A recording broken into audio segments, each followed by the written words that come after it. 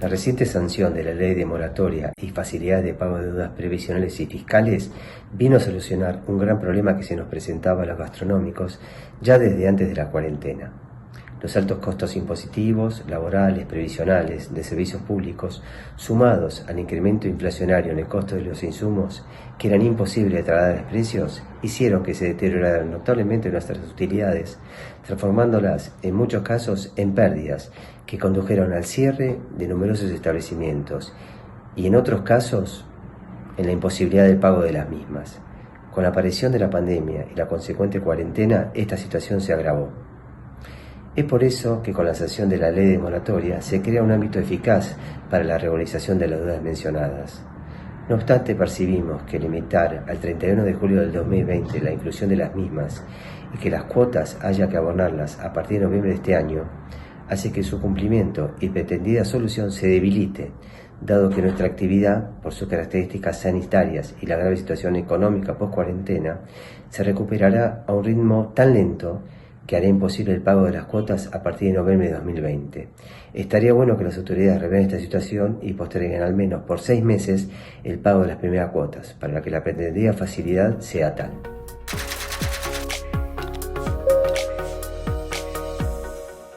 Buenos días, espero que estén todos muy bien.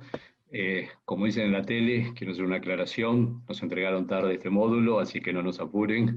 Pero bueno, la verdad es que estuvieron bárbaros los módulos anteriores, muy claros, muy precisos, muy de nuestra actividad. En este módulo vamos a desarrollar la nueva o extensión de la ley de moratoria. Teníamos la original que comprendía deudas hasta el 30 de noviembre. Hace pocos días, o ya casi un mes, se sancionó la 27.562, que extiende los beneficios, los amplía. Bueno, ya el doctor Bertaza nos va a ilustrar con esto. Le damos la bienvenida.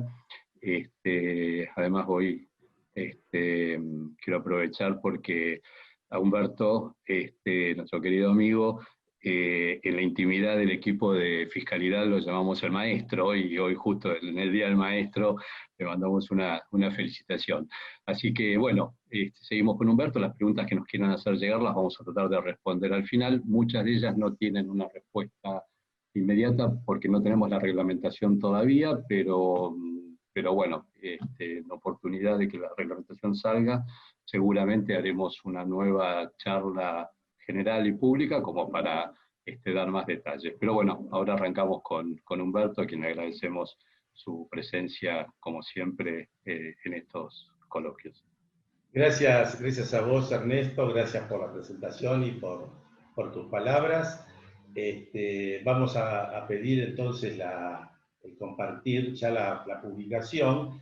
En realidad, la presentación, el disparador que ha hecho Antonio, me pareció realmente muy bueno, porque desde el punto de vista de lo que es la problemática de la moratoria, justamente ahí se pega, yo creo que en el tema central.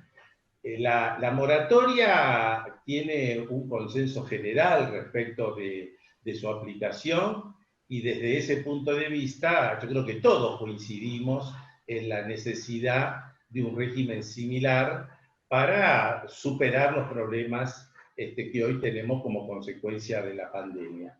Pero indudablemente las fechas establecidas están totalmente fuera de lugar, porque la pandemia no ha desaparecido, el aislamiento no ha desaparecido, los efectos económicos tampoco han desaparecido, y entonces el hecho de haber limitado al 31 de julio y el pago de la primera cuota, indudablemente ha quedado fuera de lugar. Por lo tanto, yo creo que no sería demasiado raro que dentro de poco estemos considerando la tercera moratoria, justamente por no contemplarse los plazos correspondientes. Bueno, vamos a empezar ya entonces con el análisis un poquito más puntual. Vamos a pedir entonces justamente la presentación, y tal cual decía muy bien Ernesto, nosotros vamos a hacer la presentación en base a lo que es la ley, porque hay una cosa que tenemos que sí considerar. Tenemos una vasta experiencia en moratorias fiscales. En los últimos años se han dictado muchísimas moratorias y diríamos que todos tienen un estándar normativo más o menos conocido. En esta oportunidad se quebró la historia, se trata de una moratoria totalmente distinta a las anteriores, que por eso va a requerir la reglamentación por parte de la AFIP. Reglamentación que se tenía que haber dictado justamente a comienzos del mes de septiembre, pero viene demorado. Bueno, en este momento se ha dicho que ya en la semana próxima va a estar la reglamentación, así que lamentablemente vamos a tener que valernos de la ley y después realizar interpretaciones. Avanzamos entonces con el material. Nosotros, como para ubicarnos, queremos comenzar con el eje temporal, los 6 momentos, yo diría importantes, que tenemos que reconocer. Empezamos justamente con la fecha de corte, o sea, hasta dónde llega la moratoria, hasta el día 31 de julio, para lo cual tenemos que ver los vencimientos a esa fecha. El segundo momento estaría dado por la publicación del boletín oficial, cosa que ocurrió hace algunos días, el 13 de agosto, porque la publicación del boletín oficial tiene una serie de efectos, como vamos a ver con posterioridad. El tercer momento está dado por la reglamentación de parte de la AFIP. Como dijimos, todavía se desconoce la reglamentación. Pero al conocerse la reglamentación, esto es importante porque comienza a partir de ahí el periodo de acogimiento que termina en el momento 4, que es el 31 de octubre. E inmediatamente, el 16 de noviembre, tenemos el vencimiento de la primera cuota y tal cual vamos a ver en una situación, yo diría, de excepción, se ha previsto que la primera cuota venza el 16 de diciembre, pero exclusivamente para las pymes que no han logrado el certificado una vez que han hecho su acogimiento y por lo tanto tengan que hacer la reformulación del plan, y al hacer la reformulación se le da un mes más para pagar la primera cuota. El otro plazo que estamos considerando son los 60 días que se cuentan desde el periodo del acogimiento hasta 60 días posteriores a los efectos de la repatriación, que también lo veremos seguidamente. Adelante, por favor.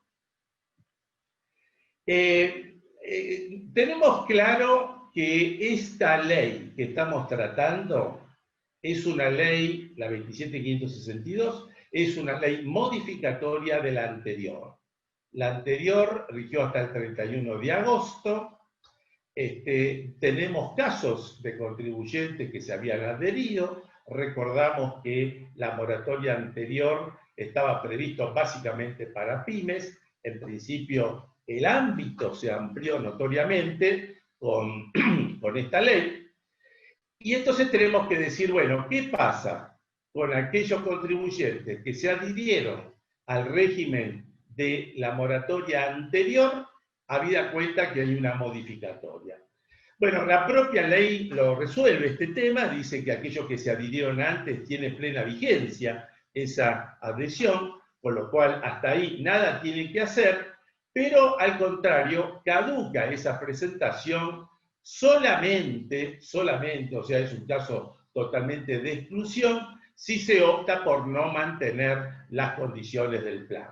Entonces, el contribuyente en ese caso no seguirá la moratoria anterior, pasará a la nueva, pero para esto tenemos que analizar detenidamente si esto nos conviene o no nos conviene, en función de que hay normas que han sido modificadas y en forma sustancial. Adelante, por favor. Cuando nosotros dijimos que esta ley amplía notoriamente el campo de los contribuyentes, diríamos que se incluyen todos los contribuyentes. De todas maneras, desde el punto de vista, yo diría, didáctico, pedagógico, nosotros trabajamos con dos grupos de contribuyentes. Esto no está así planteado en la ley, por supuesto, pero me parece que esto clarifica un poco los temas que vamos a tener que ver después. Un grupo A, un grupo B. El grupo A es el grupo más privilegiado, y en este grupo A, ¿quién se encuentra? Se encuentran las MIPYMES, que tienen los certificados que los reconocen como tal. Se encuentran las entidades sin fines de lucro, que no tienen ningún tipo de certificado, no tienen que realizar ningún tipo de trámite. Las entidades comunitarias tampoco, y las personas humanas y sucesiones indivisas, que revistan como pequeños contribuyentes según la reglamentación que tiene que dictar la AFIP. Y acá tenemos que pararnos porque hay que hacer una aclaración importante. Esta norma se intentó hacer para salir al ruedo de lo que nos pasó con la primera moratoria, donde ahí teníamos graves problemas para saber si la persona humana se incorporaba o no se incorporaba. Acá tenemos a los profesionales, acá tenemos a los directores de sociedades anónimas, a los socios gerentes de SRL, etc.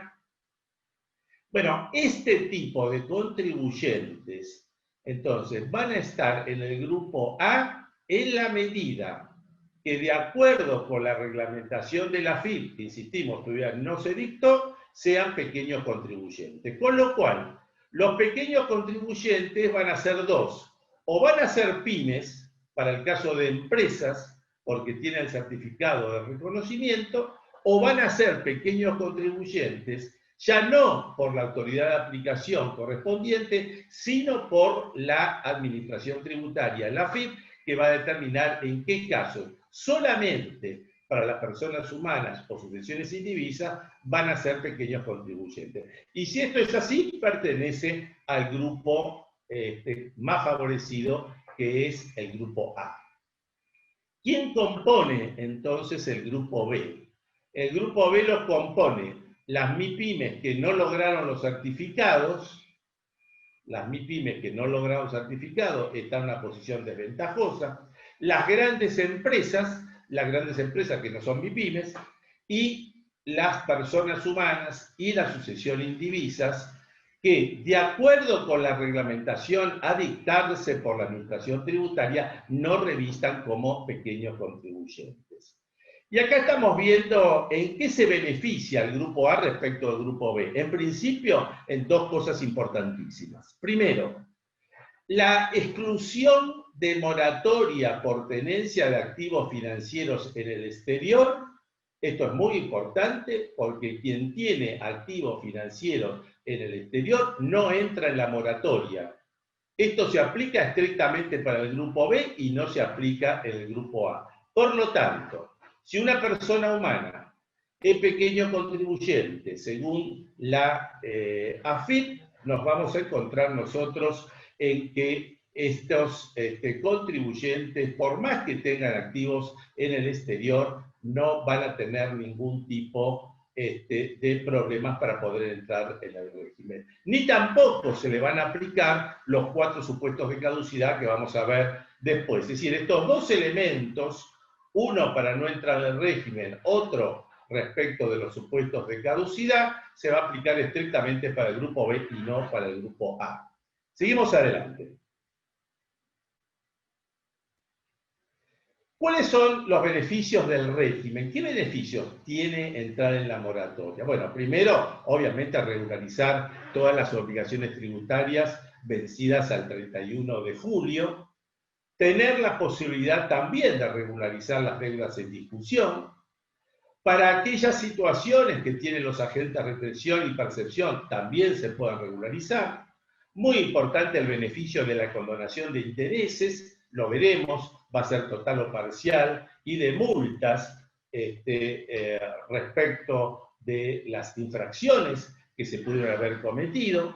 Las acciones penales que también tienen los beneficios de este régimen, las formas de cancelación que se les da por este régimen y el premio a los contribuyentes cumplidores también como beneficio. Estos son beneficios que vamos a ir entonces desarrollando. Seguimos, por favor.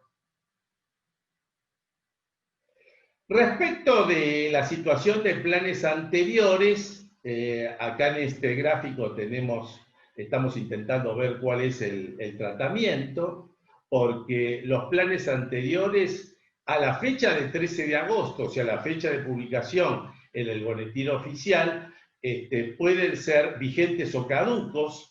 El plan anterior sigue vigente al 31 de agosto, a pesar de lo cual nos permite la ley refinanciar estos planes, o sea, seguimos con las normas anteriores, pero tomamos solamente de la moratoria la mayor cantidad de cuotas, pero si los planes están caducos al 13 de agosto, estos no pueden ser refinanciados, renace la deuda original y como renace la deuda original tenemos necesariamente que adherirnos al nuevo régimen. Seguimos, por favor. Bueno, ¿cuáles son los efectos de la publicación del boletín oficial que sabemos que es el 13 de agosto? Primero, inclusión de las deudas en discusión, la condonación de los intereses y las multas respecto de los conceptos que están incluidas en la moratoria, que no hayan sido pagados o cumplidos con anterioridad al 13 de agosto, que es justamente la fecha de publicación, la condonación de las multas y de las demás sanciones, la condonación de los intereses vinculados al capital que se canceló antes de la vigencia de la ley, o sea, 13 de agosto. Desde el 13 de agosto y por 24 meses se aplican las disposiciones que implican la caducidad del plan de facilidades, lo veremos, los 4 supuestos. La liberación de las multas, obviamente no se encuentran sujetos a reintegro o repetición aquellos contribuyentes que han pagado con anterioridad al 13 de agosto el concepto de intereses o multas, no tienen la posibilidad de repetirlos. Obviamente, como se pagaron, no se condonan, pero tampoco se pueden repetir. Y las exclusiones subjetivas que establece, que son todas al 13 de agosto. Por eso lo importante de esta fecha. Esta fecha marca todo este tipo de efectos. Seguimos, por favor. El otro tema son los efectos del acogimiento, o sea, la adhesión al plan.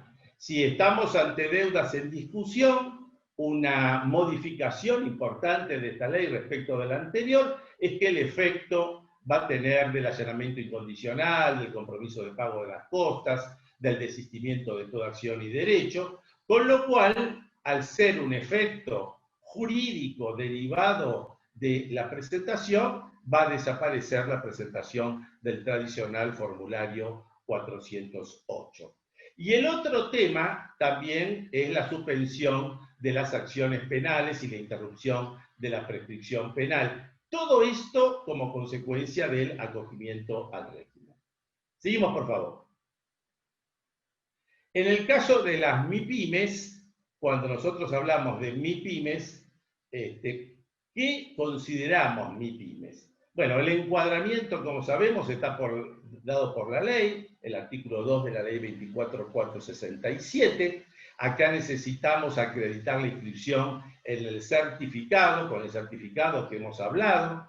Esto es al momento de la presentación al régimen, pero sin embargo, la ley nos da la posibilidad de realizar una adhesión condicional, porque queremos hacer la presentación, pero tenemos el certificado en trámite. Entonces, en este caso, podemos hacer la adhesión, lo hacemos en forma condicional y por supuesto que tenemos que tramitar y obtener ese certificado antes del momento último, que sería 31 de octubre. Esa adhesión condicional va a caducar, obviamente, si no se obtiene el certificado.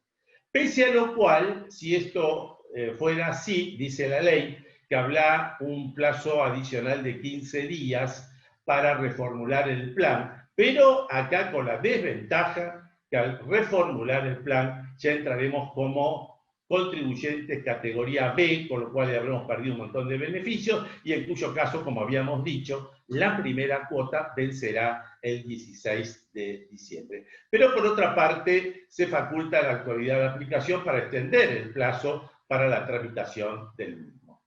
Seguimos, por favor. Bueno, hay aspectos diferenciales por tipo de contribuyentes. Acá queremos insistir con este tema, justamente para los contribuyentes que hemos definido como contribuyentes en la categoría A. Porque a esto ya le dijimos, no se aplica la exclusión por tenencia de activos financieros en el exterior. En el caso de planes de facilidades de pago, va a tener una mayor cantidad de cuotas que los contribuyentes del B, del contribuyente del grupo B. Los planes de pago van a contener un pago a cuenta, o podrán contenerlo, esto lo va a resolver la administración tributaria, cuando esto no ocurre o no va a ocurrir con los del grupo B, que necesariamente tendrán que ingresar el pago a cuenta. Respecto de la caducidad por falta de pagos, también tienen un tratamiento diferencial porque se le da más posibilidad de no pagarlo y no se aplica a las otras causales tal cual ya le hemos señalado. Adelante, por favor. Un tema que siempre trae conflictos es el tema de los anticipos impositivos. ¿Por qué? Porque aquí aparecen normas de la ley de procedimiento vinculado a los anticipos y normas de la moratoria vinculado a lo que se puede regularizar. Nosotros vamos a tratar de ejemplificar esto para facilitar el entendimiento con dos grupos de anticipos, que después terminan siendo tres. Primero, los anticipos que vencen al 31 de julio del 2010, pero cuya declaración jurada vence con posterioridad al 31 de julio. Es decir, acá estamos debiendo los anticipos, podemos regularizar los anticipos y no podemos regularizar la declaración jurada a la cual acceden los anticipos porque vence después del 31 de julio. Entonces, regularizamos los anticipos, se aplica la condonación parcial, tal cual veremos oportunamente para el resto de los casos. La situación inversa se da con los anticipos que vencen al 31 de julio, pero que acceden a una declaración jurada y la declaración jurada también vence al 31 de julio. Entonces acá se da una situación totalmente distinta. El contribuyente, como tiene esa declaración jurada el 31 de julio, va a regularizar en la moratoria el saldo de declaración jurada. Pero los anticipos no se ingresaron. Pero por otra parte, por aplicación de la ley de procedimiento fiscal, la administración tributaria ha perdido la facultad, ha caducado la exigibilidad de los anticipos, porque lo único que puede cobrar es el saldo de declaración jurada que el contribuyente ingresa en la moratoria. ¿Qué pasa con los anticipos en este caso? Bueno, primero, el anticipo no se ingresa porque, como ya habíamos dicho, ha caducado los derechos del fisco. Y porque lo que se ingresa es solamente el saldo de declaración jurada. Y aquí entonces tenemos que preguntarnos, ¿y qué pasa con los intereses de los anticipos no pagados? En este caso se aplica una condonación del 100%, o sea, no se paga ningún tipo de intereses sobre este tipo de anticipos porque se lo asimila a las obligaciones que se cancelan con anterioridad a la declaración jurada. Y después nos quedaría entre medio una tercera situación que son anticipos que se pagaron antes de la vigencia de la moratoria, o sea, antes del 13 de agosto, se pagó la deuda de capital, pero no se pagó el interés. Y acá el interés se debe, pero el interés queda condonado y al 100%, no en forma parcial, por el hecho de que la deuda de capital se pagó antes de la vigencia de la ley. Estas son las situaciones que se nos pueden plantear respecto a los anticipos impositivos. Vamos a pasar ahora al próximo cuadro, donde aquí aparecen los sujetos excluidos.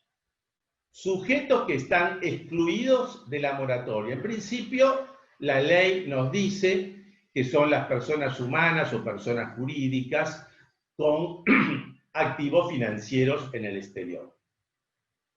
Pese a esto, volvemos a reiterar, en realidad no son todas las personas humanas o las personas jurídicas, porque la propia ley se encarga de decir quiénes están excluidos de esto, por lo tanto, incluidos en la moratoria. Es lo que ya dijimos, ¿no? El grupo A de contribuyentes.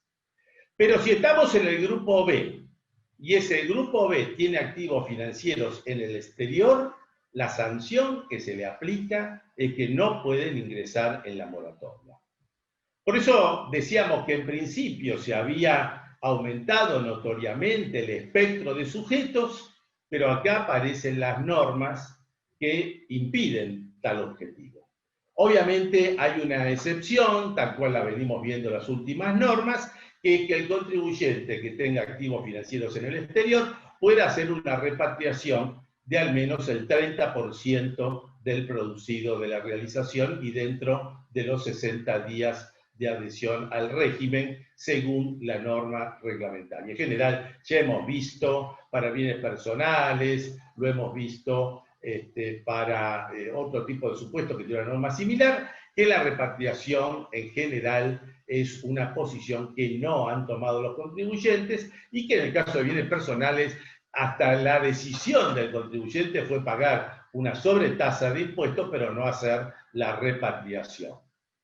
Pero este tema es aún un poco más complejo, porque fíjense que podría darse la situación de la persona jurídica que no tenga activos financieros en el exterior. Es decir, podría ingresar en la moratoria. Pero cuando empieza a analizar quiénes son los accionistas o quiénes son los socios, se encuentra con la novedad de que un socio o un accionista que tenga por lo menos el 30% de su participación en el capital social, ese socio o ese accionista tiene tenencias en el exterior.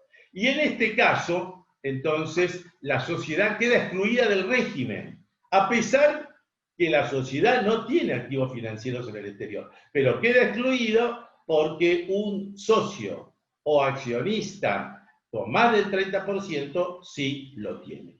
Adelante, por favor.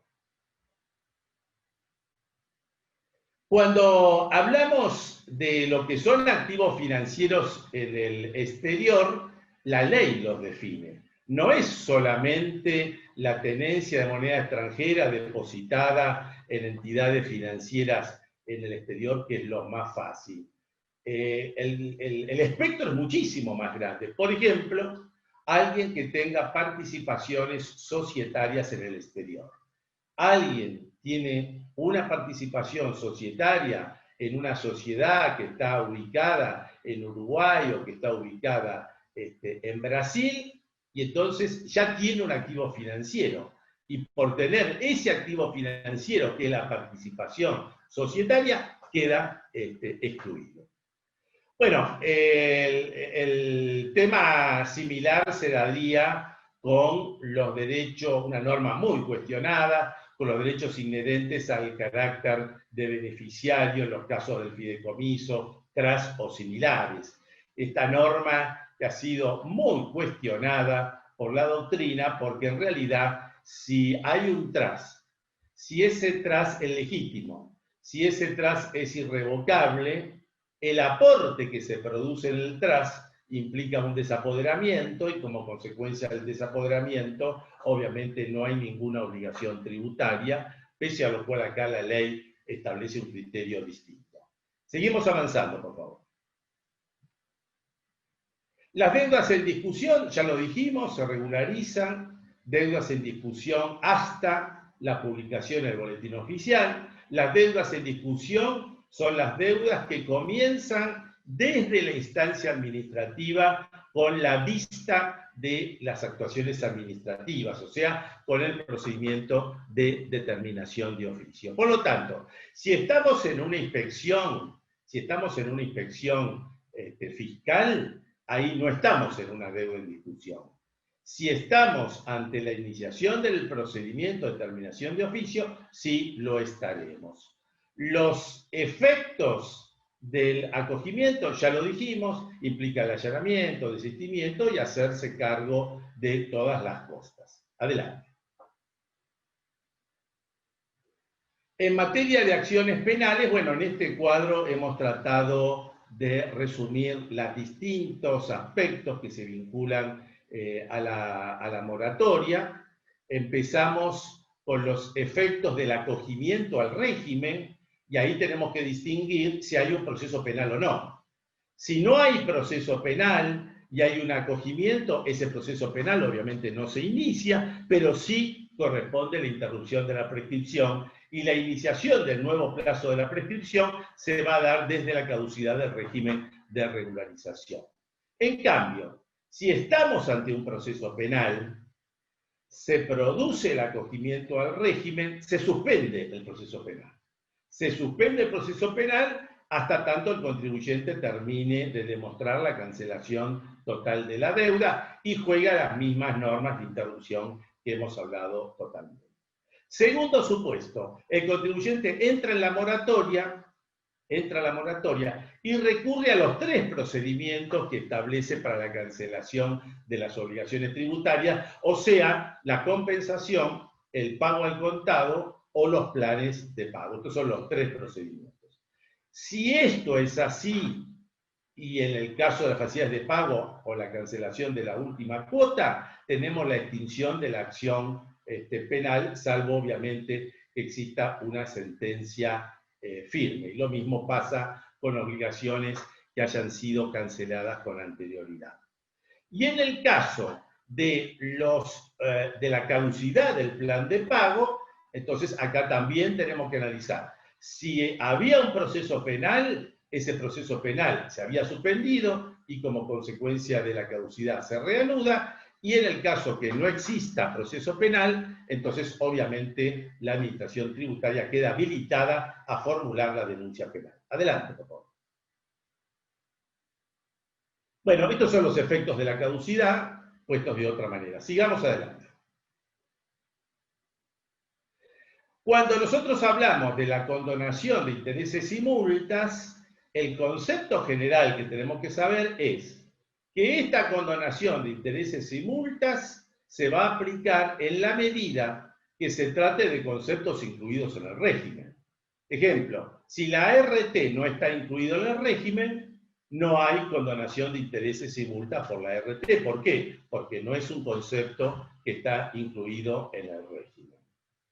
Si estos intereses no fueron pagados o cumplidos con anterioridad al 13 de agosto, entonces acá justamente jugará la condonación. Y en el caso de multas, acá lo que se requiere es que se refiere a obligaciones e infracciones al 31 de julio de este año.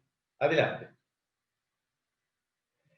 Cuando hablamos de intereses, nosotros ya hemos adelantado que hay condonación total o parcial. Cuando existe la condonación total del 100%, tanto de intereses resarcitorios como punitorios, para los aportes jubilatorios personales y para autónomos. Acá 100% de condonación de intereses. Pero para el resto de los casos la condonación es parcial. ¿Qué implica que la condonación es parcial? Que se condona una parte de los intereses. Quiere decir que nosotros tenemos que calcular los intereses totales, tenemos que relacionarlos con lo que nos dice este cuadrito, o sea, ver el periodo fiscal, cuál es el capital adeudado, hasta dónde llega este porcentaje, y hasta ahí entonces queda condonado. Lo que excede queda regularizado, y lo que excede va a quedar condonado. Y también insistimos con esto porque es muy importante, van a ser condonados al 100% los intereses del capital que se ha cancelado con anterioridad al 13 de agosto. La deuda de capital, obviamente no los intereses. Seguimos. Bueno, acá volvemos con este punto del pago hecho con anterioridad al 13 de agosto. Recalcamos esto. Incluye la condonación del 100%, los intereses y la multa. Produce el efecto de extinción de la acción penal. Y acá muy importante lo que dice la ley, inclusive respecto a las obras sociales, cuando esto hubiese cancelado antes del 13 de agosto, a pesar que las obras sociales no están incluidas en la moratoria. Pero el hecho que se haya pagado con anterioridad al 13 de agosto, la ley le da ese estatus que también se extinga respecto de eso la acción penal sobre aportes y contribuciones de obras sociales. Seguimos. En materia de multas, bueno, diríamos que el sistema es el que tradicionalmente conocemos respecto de las multas de infracciones formales, de las infracciones materiales.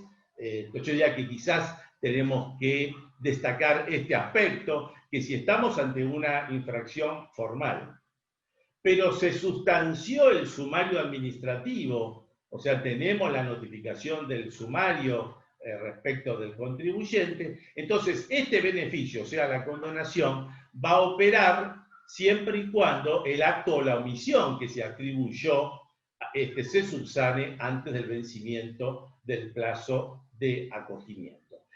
Obviamente esto en la medida que sea subsanable, como sabemos hay infracciones formales que en este momento no es subsanable, y si esto fuera el caso, no fuera subsanable, quedan condonados de pleno derecho. Adelante, por favor. ¿Cuáles son entonces los requisitos? Los requisitos para la liberación. Bueno, que ese capital regularizar, que sea un concepto regularizable, el tema también de las multas o de los intereses, y que hayan sido cancelados con alguno de los mecanismos que establece la ley. Y acá quiero destacar una cosa muy importante, porque una de las formas de cancelación es por compensación. Pero esta forma de compensación es distinta a la que conocemos porque la ley admite aquí la compensación de todo contra todo. Es decir, podría darse la situación de un contribuyente que tiene un saldo a favor de libre disponibilidad en el IVA y que tenga aportes previsionales y esa compensación la realiza y queda sujeta con los beneficios de la condonación. En el caso de la plan de facilidades de pago, obviamente se requiere el pago de la totalidad de las cuotas. Seguimos adelante. Respecto de las cantidades de cuotas, bueno, acá también tenemos en este cuadro, para resumirlo, el grupo A y el grupo B de contribuyentes. El grupo A, el que está arriba, tiene 60 cuotas como máximo para aportes personales de seguridad social o retenciones y percepciones impositivas y de seguridad social, 120 para el resto. En el caso de los restantes sujetos, B al final de todo, incluye los concursados, 48 y 96, y en el medio un agregado que estableció en el recinto diputados, donde aparecen nuevo grupo de contribuyentes, que son justamente las entidades sin fines de lucro, los entes públicos no estatales, los que están exentos por ciertas normas de impuesto a las ganancias, donde tienen todavía más ventaja respecto a la cantidad de cuotas, porque aquí es 120 para todo tipo de obligación y no como 60 y 120 vimos en el primer grupo. Seguimos adelante. Respecto de las facilidades de pago, entonces, bueno, dijimos del pago a cuenta, dijimos de lo que era la primera cuota, y respecto de la tasa de interés respecto de la moratoria anterior se redujo al 2% mensual. Este 2% mensual se va a aplicar durante las primeras 6 cuotas y después de esto se va a aplicar la tasa valoral de los bancos privados en pesos. Adelante, por favor. Bueno, justamente las organizaciones comunitarias son este nuevo régimen que hemos mencionado, que tienen este tratamiento preferencial en la ley. Adelante. Respecto de la caducidad por planes de facilidades de pago, bueno, acá también hemos señalado, arriba tenemos el grupo A, 6 cuotas en la tolerancia que se tiene por la caducidad de facilidades de pago, y en el resto, el grupo B, también acá vemos una distinción, solamente 3. Adelante. Decíamos que había otras causales de caducidad. Ya esto no es para no ingresar. Esto es para los contribuyentes que han ingresado en el régimen, pero de darse estos supuestos, se produce la caducidad automática del plan. Otras razones de caducidad. Y esto se va a dar desde el 13 de agosto por 24 meses siguientes. Hay 4 supuestos. Un supuesto es el de la distribución de los dividendos o utilidades, accionistas o socios. Otro es el acceso al MULT para realizar pagos al exterior respecto de empresas vinculadas. Otro es aquello que ha realizado ventas de contado con liqui, y otros son transferencias al exterior por compras en el exterior de activos financieros. De darse estos supuestos, la norma exige que se produce la caducidad del régimen. Insisto, esto no se aplica para los contribuyentes del A, sino para los contribuyentes del B. Seguimos adelante. Bueno, un tema que se nos plantea en la práctica es este tema de la distribución de utilidades.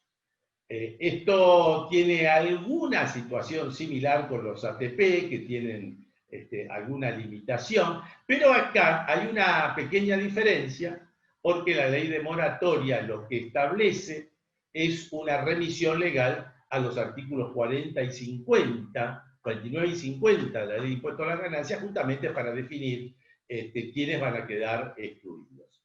En este sentido, nosotros diríamos que por aplicación del artículo 49, la distribución de dividendos en dinero o en especie a los socios o integrantes va a conformar justamente esta distribución. En el caso del artículo 50 sería por los dividendos o utilidades fectas. Pero lo que no se va a aplicar este concepto sería por aspectos que vemos mucho en la práctica, como es, por ejemplo, la asignación del sueldo, que se hace al director o al socio de una SRL, los honorarios que se disponen a aprobar en la asamblea, los honorarios por las funciones técnicas y administrativas, porque en este caso no es una distribución de socios, y a pesar que se haya dado este tipo de situaciones, no jugaría esta limitación. Adelante. Entre otras causales de caducidad, bueno, se excluye la causal que teníamos en la moratoria anterior, del incumplimiento grave a los deberes tributarios. Se incluye otra causal, que es el caso de los advenimientos para los concursales, y siguen las causales que ya tenía la ley anterior. Adelante. En materia de agentes de retención y percepción, diríamos que todas las normas que hemos visto respecto de facilidades de pago, respecto de la condonación, de los intereses, de las multas y de las normas penales, también se van a aplicar exactamente igual como a cualquier otro contribuyente respecto de los agentes de retención y percepción. Adelante, por favor. Bueno, ya lo hemos dicho, en el caso de los intereses y multas que se hayan pagado con anterioridad a la vigencia de la ley, estos no quedan condonados porque se pagaron, pero tampoco genera la posibilidad de reintegro o la repetición porque ya estarían firmes. Adelante, por favor. Hay exclusiones subjetivas, básicamente exclusiones que tienen que ver con la ley penal tributaria, pero diríamos que han quedado muy pocos casos que queden excluidos. La fecha, la fotografía es el 13 de agosto, porque acá se requiere de que estén condenados con sentencia firme con anterioridad a la vigencia de la ley, o sea, al 13 de agosto. Estos son los casos más, diríamos, menos comunes. Lo más común para aquellos que tengan un proceso penal es que se encuentren en este momento en la instrucción o eventualmente que se encuentren en el juicio oral. Todos estos pueden entrar y no tienen ningún problema. Lo mismo si la persona jurídica está, si el socio de la persona jurídica está en esta situación. Adelante, por favor. Bueno, los sujetos declarados en quiebra, este es el tema que quizás ha producido mayor discusión en el Congreso. Los sujetos declarados en quiebra no se pueden incluir en el régimen, salvo que tengan una continuidad de explotación, y como sabemos, esa norma tan cuestionada han dado posibilidad de incluirse en el régimen aquellos que se encuentren en un concurso con la condición de que logren el advenimiento en el plazo que establece la disposición, que son los 90 días corridos desde la fecha de admisión. Seguimos adelante. El advenimiento, que es el acuerdo, que en definitiva se requiere de todos los acreedores. Seguimos, por favor. Bueno, llegamos a los contribuyentes cumplidores. Este premio que de alguna manera fue cuestionado por el grupo de la oposición, que en definitiva tuvo cabida en la ley, si bien el premio es un premio casi decorativo, según vamos a ver seguidamente. ¿Qué se necesita para ser contribuyente cumplidor? Que no registre incumplimientos. Que no registre incumplimientos, ¿a qué fecha? Al 13 de agosto del 2020, que es la fecha de vigencia de la ley. ¿Qué significa que no registren incumplimientos? Que no registren incumplimientos tanto respecto de presentación de declaraciones juradas. Lamentablemente la ley acá no ha aclarado si son las declaraciones determinativas y aún las informativas, posiblemente esto por vía de reglamentación se aclare, o el pago de obligaciones tributarias de los periodos fiscales iniciados a partir de enero del 2017. Lo que es claro, que sigue siendo contribuyente cumplidor si alguien presenta la declaración jurada fuera de término o paga fuera de término, pero antes del 13 de agosto. Aún en ese caso, por haber cumplimentado antes del 13 de agosto, es buen cumplidor. Adelante. ¿Qué beneficios se encuentran estos contribuyentes? Bueno, tenemos que verlo en función de cómo revisten ante la AFIP. Primera situación, monotributistas. Al monotributista, el premio consiste en una cantidad de cuotas mensuales y consecutivas según la categoría. Esta exención es exclusivamente para el componente impositivo, o sea, no cubre la partecita previsional que tiene que pagarla. Ejemplo, si el contribuyente fuera de la categoría A y B, son 6 cuotas las que van a tener exentas. Obviamente que esto va a requerir un proceso sistémico por parte de la Administración Tributaria, porque los contribuyentes que tienen el pago automático, automáticamente se les va a cobrar y entonces no pueden hacer valer la exención. Así que esto va a requerir la adecuación de los sistemas por parte de la Administración Tributaria. El beneficio no puede superar el monto total de 17.500. Adelante. Ustedes van a ver entonces en este cuadro que hemos hecho una composición con todas las categorías, cómo jugarían los impuestos, cómo jugarían las exenciones, y llegamos a la conclusión que los únicos sujetos a quienes les alcanzaría el tope del beneficio de los 17.500 sería la categoría J y K. Adelante, por favor. Dejando el tema del monotributo, ahora vamos a pasar a otros contribuyentes, inscritos en ganancias. Los inscritos en ganancias en realidad tienen dos beneficios y van a tener que optar por uno de ellos. Primer beneficio, personas humanas, sucesiones indivisas, deducción del 50% sobre la ganancia no imponible. Esto nos da un importe de casi 62.000 pesos. Esto es por un solo periodo fiscal, el periodo fiscal va a ser el 2020. Y no se va a aplicar este beneficio para las retribuciones derivadas de los cargos públicos, relación de dependencia, jubilaciones y pensiones. Nuestra interpretación es que esto es para este tipo de retribuciones. Pero si un jubilado, por ejemplo, tiene inmuebles que alquila, con esos alquileres tiene valores que recibe, esos valores que son declarados en el impuesto a las ganancias tendrían la posibilidad de poder hacer esta deducción porque no estaría dentro de los excluidos. Obviamente que esto lo va a terminar de definir la reglamentación. Y en materia de los que son de tercera categoría, solamente micro y pequeñas empresas, bueno, tiene una suerte de amortización acelerada según los bienes muebles para 2 cuotas anuales, los bienes muebles importados para 3 cuotas anuales, y en el caso de obras de infraestructura, la vida útil va a quedar reducida al 50%. Las inversiones en todos estos casos se tienen que realizar hasta el 31 de diciembre del 2021, pero insisto con esto que de estos dos beneficios, como no son acumulativos, el contribuyente tendrá que analizar cuál de los dos considera. Y establece la ley además que esto no va a dar lugar a saldos a favor, ni se va a poder trasladar a ejercicios futuros. Adelante.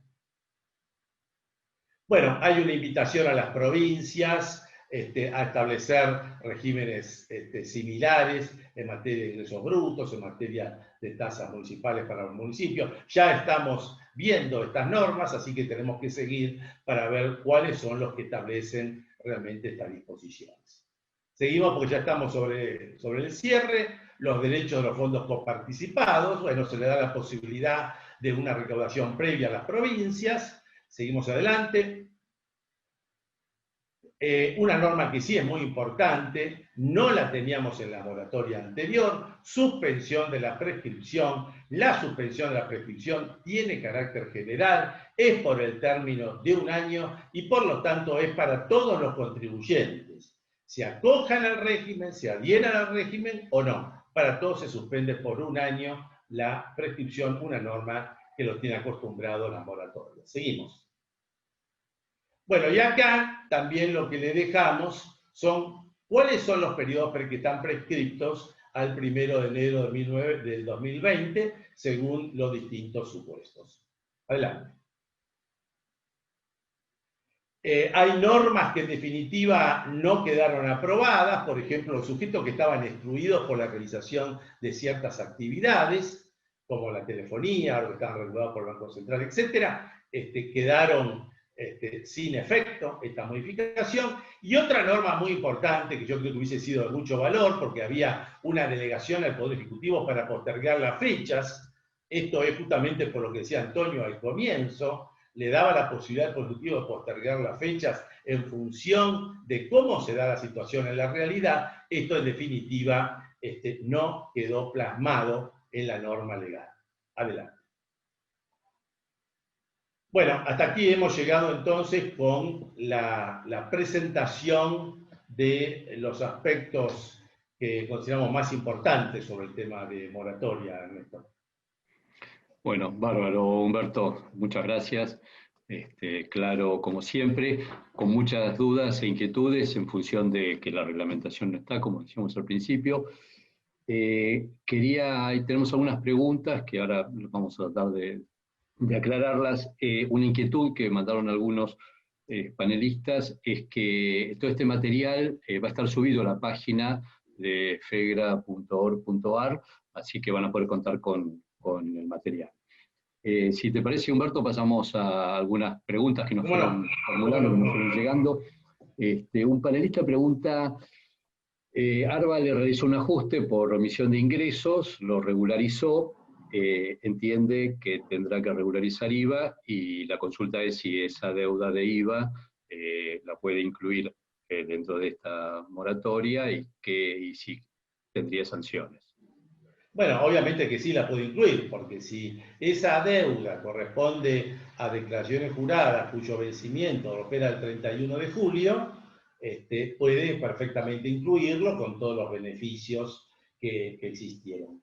Yo creo que acá quizás vale la pena una aclaración, Ernesto, porque en los casos en que tenemos ingresos omitidos, obviamente estos ingresos no están facturados.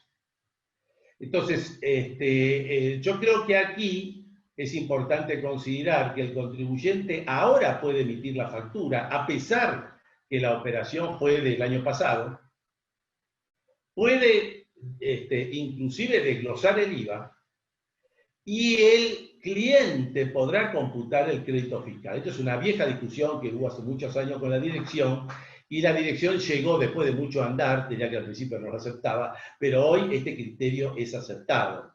Entonces, aquellos que tengan este caso concreto, que es de omisión de ventas, bueno, pueden tener un trabajito especial, que es elaborar todas las deudas en función a la factura, emitirlas, y esto permitirá generar un crédito fiscal.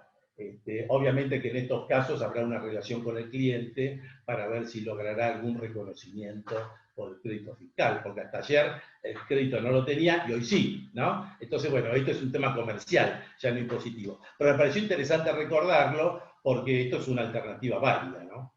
Sí, sí, es muy bueno, eso sobre todo. Bueno, quizás le pueda dar una moratoria particular También, el ¿por qué no? ¿Por qué cliente, no? le permita pagar las cuotas. Hablando de eso, una inquietud que nos llega, que ya la planteaba Antonio también, es si te parece que se puede plantear, creo que ya hiciste mención a una tercera moratoria, una extensión del plazo hasta el cual se pueden incluir las deudas, que es el 31 de julio. ¿Cómo ves ese tema? Mira, yo recurriendo al sentido común, no tengo ninguna duda que va a haber una tercera moratoria, porque el aislamiento no terminó.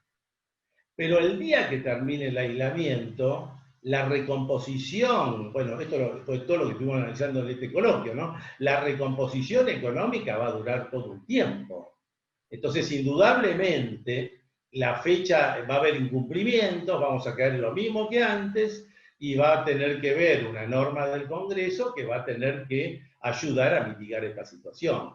Así que me parece que lamentablemente el hecho de haber fijado estas pautas tan, diríamos, exclusivas que tiene esta moratoria, realmente me parece que deja pendiente la moratoria 3, ¿no? Sí, sí, sí, sin duda. Sabemos que hay una invitación a las obras sociales. Una de las preguntas que nos hacen llegar tiene que ver con eso. ¿Qué pasa con el tema de las deudas de obra social y ART dentro de ese marco de la invitación que hace la ley a las obras sociales? ¿Cómo ves que eso pueda ser llevado a cabo? Bueno, obviamente acá se requieren las normativas especiales de las obras sociales, de la ART, y la invitación que ha hecho la ley es a establecer un régimen similar. Régimen similar, ¿qué implicaría? Implicaría que haya un mecanismo de condonación de intereses, un mecanismo de condonación de multas y un plan de facilidades de pago. Yo creo que esto es lo que tendría que establecerse para cumplir con esta invitación del Congreso Nacional. Bien, bien. Tenemos otra pregunta, la voy a leer. Para el caso de algún contribuyente que posee activos financieros en el exterior, recibidos por herencia de su padre, que está radicado en Brasil, y que posee deuda en impuesto a las ganancias de cuarta categoría, en relación de dependencia, a quien no le efectuaron retenciones, sin posibilidad de obtener certificado PYME, entiendo que queda excluido de la moratoria. No necesariamente, no necesariamente, porque si él tiene rentas de cuarta categoría, persona humana, él tendría que analizar cómo le juega la reglamentación a dictar por la AFIP, porque la reglamentación de la AFIP es para personas humanas y sucesiones indivisas. Si como consecuencia de esa reglamentación este contribuyente queda ubicado como pequeño contribuyente, acá no interesa la altura de aplicación, queda como pequeño contribuyente, queda exceptuado de la limitación de activos financieros. Si como consecuencia de esa norma no queda como pequeño contribuyente, pasa al grupo B. Y al pasar al grupo B juega la norma, y al tener activos financieros en el exterior queda excluido, se lo haya dado el padre o no, ya esto no importa, ¿no? El asunto es que es titular de activos en el exterior, salvo que él haga la repatriación. O que los activos no superen el 30%. Exactamente, claro. Ok. Sí, pero no nos aclaran la pregunta de qué magnitud es el activo, pero bueno, la idea que sea menos. Claro. Bueno, más o menos entre estas preguntas que estuvimos volcando están concentradas las que nos fueron llegando. Así que, bueno, agradecerle nuevamente a Humberto la claridad y disposición, como siempre, y pasamos al nuevo bloque, ¿no es cierto? Muchas gracias.